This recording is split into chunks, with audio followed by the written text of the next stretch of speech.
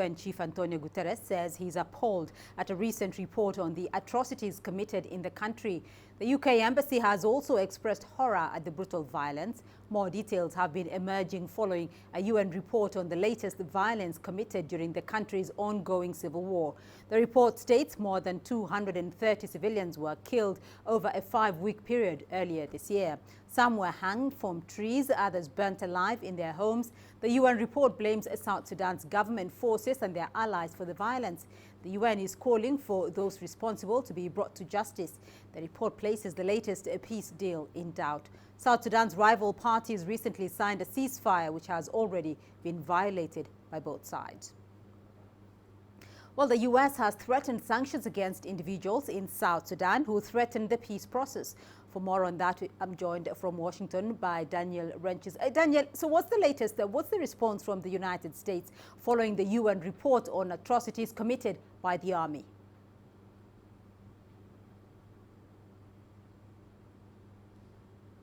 Well, within the last 24 hours, the Bureau of African Affairs at the U.S. State Department has put together a very clear statement for us, as saying it shares the UN's outrage at these ongoing violations and abuses of human rights and international humanitarian law committed there, including incidents of sexual violence.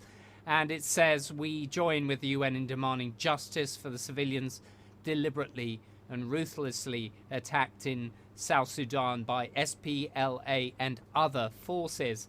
It says the US is continuing to be concerned about the lack of accountability in South Sudan and urges the authorities there to take up the 2015 agreement pledge to set up hybrid courts.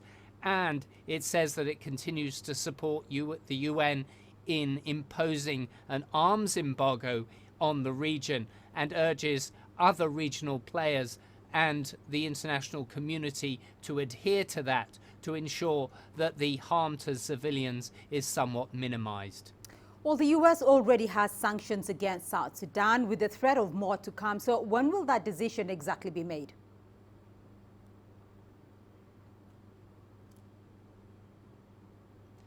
Well, in the last few months, we've seen a quiet but very determined approach taken, particularly by the U.S.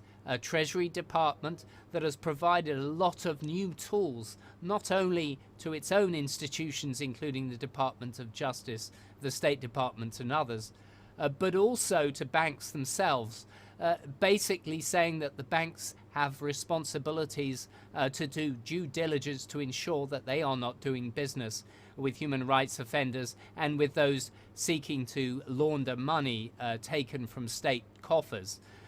So in summary, I expect that the US will be identifying more individuals from this report, which has indicated at least 3 senior figures that they are concerned with. But certainly taking this information from this report and other recent reports and targeting more sanctions at those officials. And secondly, I think there will be a continuation of the pressure on other regional players who may have been involved in financial transactions or indeed have been locations of real estate, that pressure is put on those countries to freeze those assets and provide more financial pressure on the leadership in the absence really of much diplomatic traction that the US has in this context. Well, the U.S. is certainly taking a keen interest there, Daniel. So what exactly are America's interests in South Sudan? Do they explain how vocal the U.S. has been in condemning the ongoing violence there?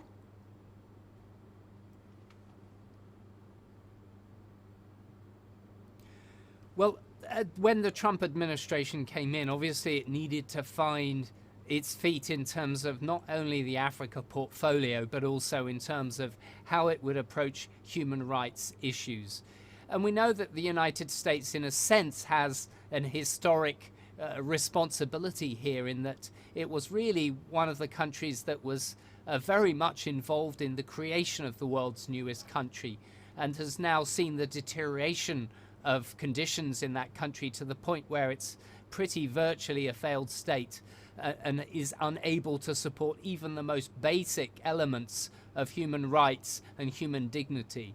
So I think from a broad point of view, the US obviously has a stake in South Sudan from a moral and human rights perspective, but also I think it's concerned about the issues of stability in the region and wants to play a role somehow in bringing this country back to some form of functionality, not knowing exactly how to leverage its interests yet.